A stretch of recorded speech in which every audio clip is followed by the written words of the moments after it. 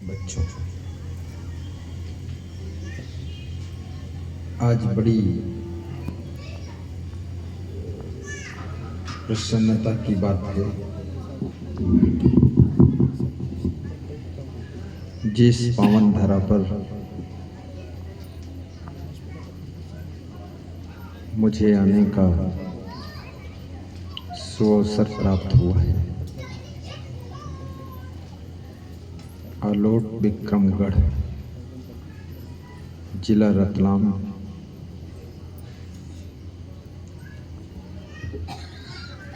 आयोजन यज्ञकर्ता श्री विनोद कुमार माली साहब, जो कि वकील हैं और यहाँ आकर उनकी श्रद्धा और उनके ज्ञान का पता मुझे चला। हर बात में वे कुछ कुछ दोहा बोलते हैं, कोई चौपाई बोलते हैं। एक अच्छे मंच संचालक हैं, बहुत अच्छे। हमारे सभी संत उनकी साखी दोहा सुनकर गदगद हो रहे थे, मुस्कुरा रहे थे और मन में सोच रहे थे ये विनोद मिल जाए तो इसको साधु अपनी टोली में बना। पर विनोद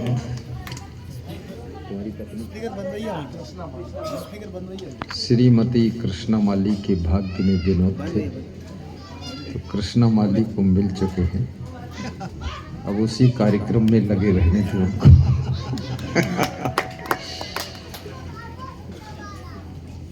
नाम भी बहुत सुंदर है, विनोद।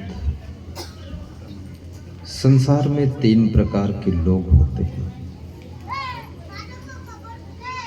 जो बच्चे हल्ला मचाते हैं उनको एक आदमी इधर कंट्रोल का ध्यान रखो और इधर तुम ध्यान रखो, हल्ला न मचाने दो। एक तो होते हैं विनोदी स्वभाव के लोग, दूसरे विवादी स्वभाव के लोग और तीसरे विवेकी लोग। जो विनोदी होते हैं, जहां मायूस, उदास, निराश वातावरण है, वहां पहुंचते ही अपने हाव भाव से, अपनी बातों से, व्यवहार से सबको प्रमुदित कर देते हैं। विनोदी स्वभाव वाले वो हंसते भी हैं और हंसाते भी हैं। हंसना भी कठिन है और दूसरों को हंसाना उससे ज़्यादा कठिन है, क्योंकि जिनको हंसाना चाहते हो वे न जाने कहाँ कहाँ फंसे हैं। कौन कौन उलझन किसकी किसके मन में है, क्या टेंशन है, क्या बकवास है, उनको उस टेंशन से बाहर खींचकर लाने में जब आप सक्षम होंगे तभी वो लोग हंस सकेंगे। इसलिए आदमी को आप देखते हैं तो आदमी ज़्यादातर अकेला बैठा हो तो उदास बैठता है, क्योंकि अकेले आपका मन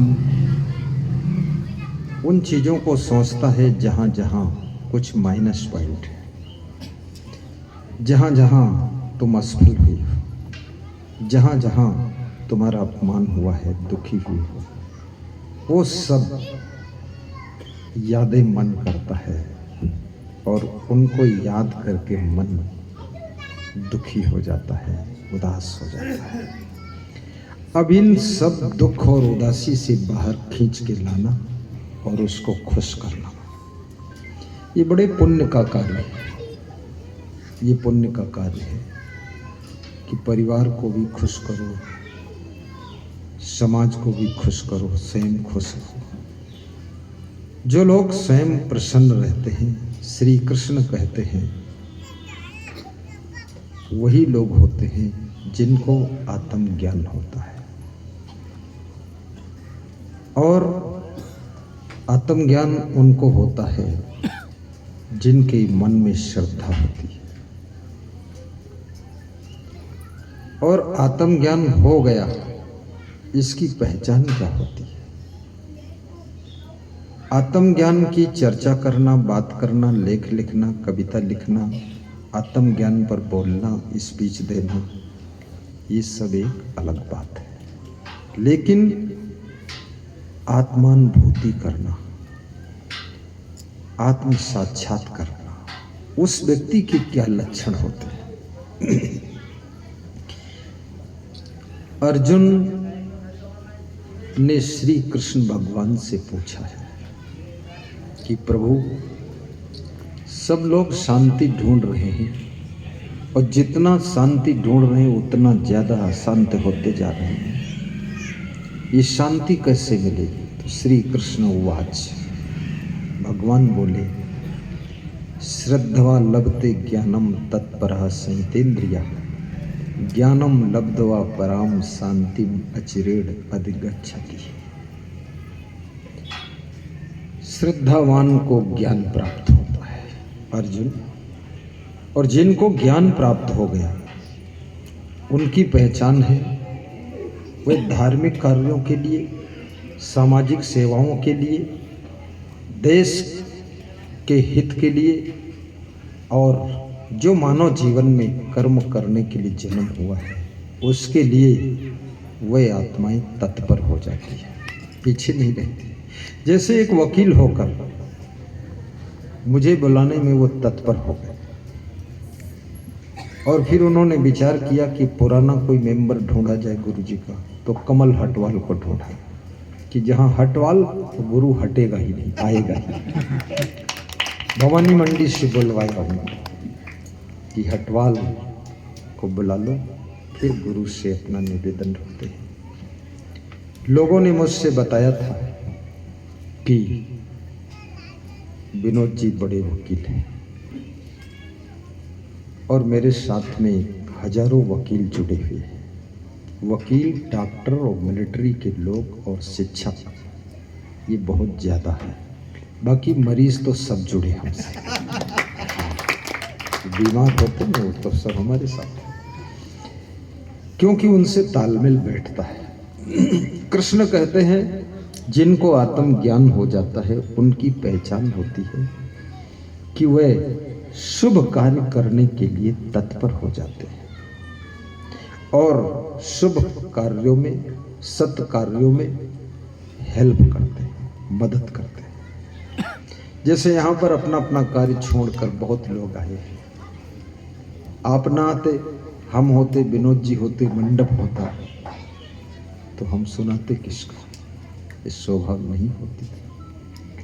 एक एक श्रोता प्रेम में आता है और प्रेम ही सीख कर जाता है, और जब आता है तो उस मंडप की शोभा बढ़ा देता है। इसी श्रृंखला में जितेंद्र सिंह गहलोत साहब पधारे। राजनीतिक फील्ड बहुत बिजी होती है, इसमें सोना और खाना सब अस्त व्यस्त हो जाता है, आखिरी में ध्वस्त भी हो जाता है। लेकिन ऐसी व्यस्तता में समय निकालकर गुरुदेव के दर्शन करना, वकीलों का जीवन भी बहुत, देखिए महान भक्त श्री थावरचंद गहलोत साहब कर्नाटक के राज्यपाल, उनकी इच्छा है जब मेरे एमपी में आ गए तो क्यों ना गुरु जी का आशीर्वाद लूं।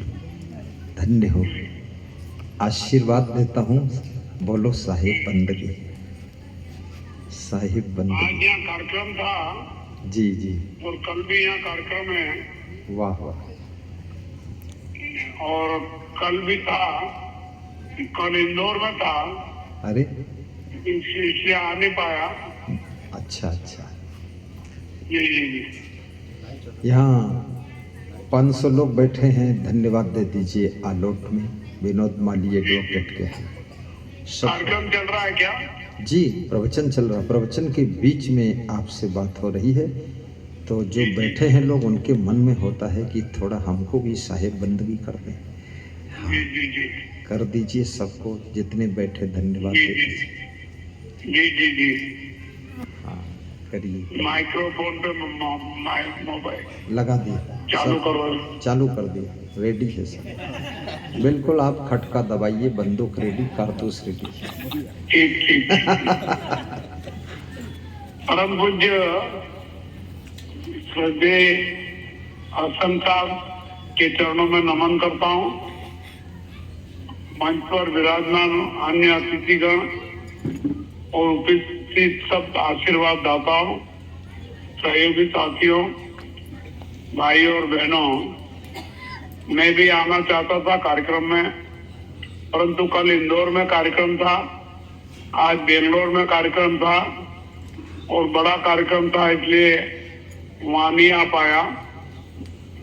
और मेरी हसन साहब से बहुत पुरानी पहचान है। हसन साहब का आशीर्वाद हमेशा मिलता रहा है। मैं लखीमपुर खीरी भी गया हूँ, अनेक कार्यक्रमों में गया हूँ, और मैं आलोट में नहीं आ पाया, इसके लिए आप सबसे क्षमा चाहता हूँ।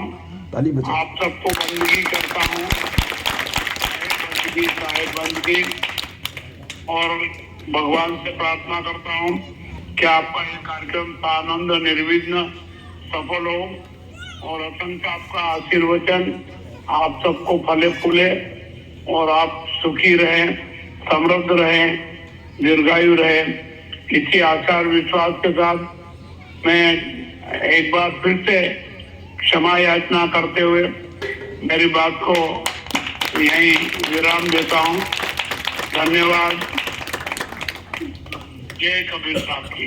जय हो जय हो। आज तो आपने गजब का बोला, हम लोग सब गदगद हो गए। बहुत आशीर्वाद। साहिब बंदगी राज्यपाल महोदय को बहुत बहुत धन्यवाद। श्री कृष्ण कहते हैं, जिन लोगों को आत्मज्ञान हो जाता है, साक्षित दशा की अनुभूति हो जाती है,